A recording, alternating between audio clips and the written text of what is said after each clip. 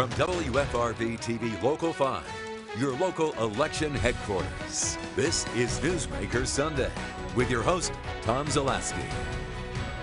Good morning. Welcome to Newsmaker Sunday. I'm Tom Zaleski. Well, after 8 months of dealing with this coronavirus pandemic, it appears the upcoming holiday season is going to be impacted by the virus. The mental toll has become a factor in just how we are dealing with what's going on all around us. So to deal with that topic today, Lisa Tutsky is with us. She is a marriage and family therapist with Prevea Health. Lisa, thanks so much for joining us.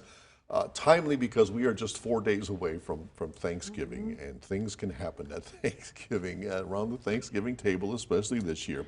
Before we get into the nuts and bolts of things, tell me generally, what are you seeing? What are you hearing from your clients these days? You know, what we're hearing from our clients as well as just from our own family and friends is that people are struggling.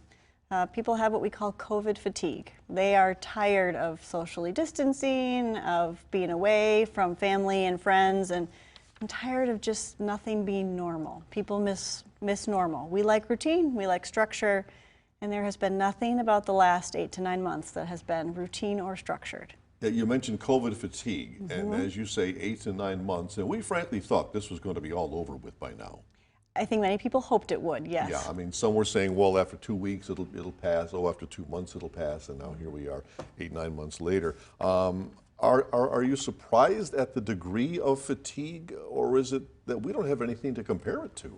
You know, we're not surprised, those of us in the mental health field. There's research that's been done on the impact of isolation on people. Really? On people who've been in nursing homes, in assisted living facilities. Isolation's been studied before, and the impact of isolation on people's mental health. So the mental health community was somewhat prepared and concerned about what this would look like if there was a long-term isolation that was going to be needed for people because of COVID. So what we're seeing now is not surprising. People are feeling lonely, isolated, depressed, anxious, and they're just struggling more emotionally because those connections and those relationships that they have used as, you know, kind of to help ground them aren't there. So you kind of knew what was going to happen when all of a sudden we couldn't go see mom and dad in the nursing home. Yes. And they were stuck looking at us through the window.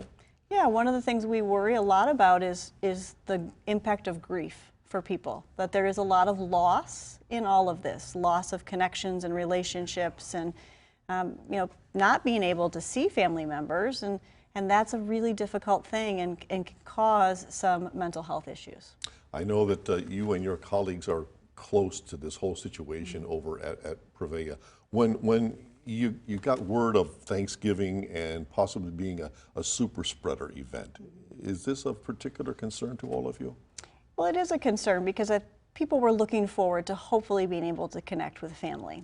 You know, as these shutdowns have continued, kids not in school, people not working in their workplaces, everybody home together, I think many people were looking forward to some normalcy. And the routine of the holidays, the tradition of the holidays is something that many people look forward to. So to miss out on that, it's a really difficult thing. And I think there's also fear and concern about if you have an aging family member or somebody who is ill with something non-COVID related, might this be the last holiday you would see them? So concerns and fears on that end as well. And our children, you know, they just want normal. As we all do. Correct. Yeah. Are any of your clients venting about masks?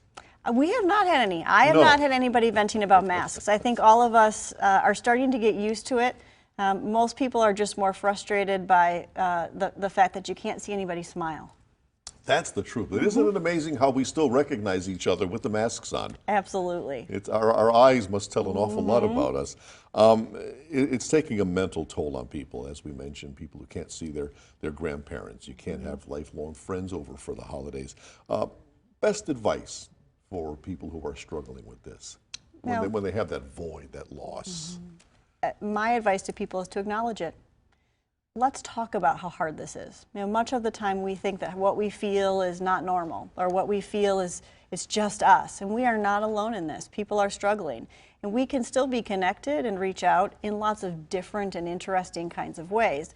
Less than ideal, they may not be person to person, but talking about how we feel, sharing what's been difficult, sharing some of those losses, sharing some of that grief helps us to feel less lonely and helps us to feel more connected. And I think oftentimes just one person needs to be the person to start that conversation. And if we say, hey, I'm struggling, this has been really hard on me, other people are going to say, yeah, me too. And then we've created some community. And I think what makes it especially hard is because there are people for whom Thanksgiving or Christmas is a tradition.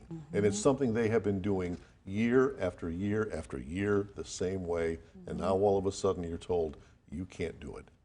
And as you mentioned, for some people, it may be the last time when they don't know it's going to be the last time. The vaccine news that came out in the past week, 2 different companies coming out, one with just over 90% effective rate and another with 94.5%. Are you and the folks over at Prevea kind of hanging on to this news? Is it something that you're looking at that like this could be it? Well, from a mental health perspective, we are just excited that there's hope for maybe this can be over sooner rather than later. The fact that there is a vaccine, and I'm not a medical person, so I don't know as much about the medical world. My focus is obviously more mental health. Right. But the mental health implications of people being able to get vaccinated and get out and get back to school, back to work, back to life, that's very hopeful for all of us. We continue our conversation with Lisa Tusky right after this, so please stay with us.